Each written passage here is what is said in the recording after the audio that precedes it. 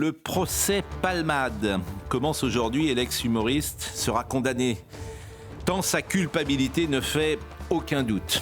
En marge de cette affaire, une attitude m'a intéressé. Celle de Jean-Marie Bigard, qui a déclaré son amitié à Palmade et son soutien, non pas à ce qu'il a fait bien sûr, mais à l'homme qu'il a connu jadis et auquel il reste fidèle. Cette amitié ouvre une question philosophique. Une amitié qui ne peut pas résister aux actes condamnables de l'ami n'est pas une amitié, disait précisément le philosophe Alain, qui a beaucoup écrit sur ce lien qui existe entre deux personnes.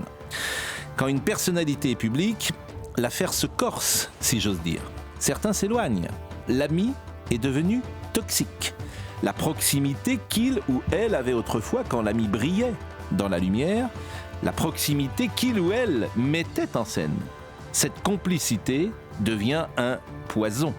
Courage, fuyons, est alors le mot d'ordre. Car enfin, avant ce drame, ses amis connaissaient ces dérives et elles n'entamaient pas leur amitié.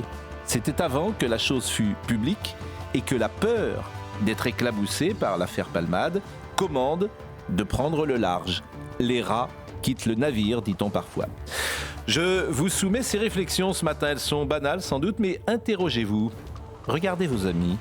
Qui sera là quand vous chuterez, si par malheur la foudre frappe votre destin? Et vous, serez-vous là pour cet ami? Si un jour, à Dieu ne plaise, il trébuche? Si vous cherchez la fidélité, achetez-vous un chien, disait Winston Churchill.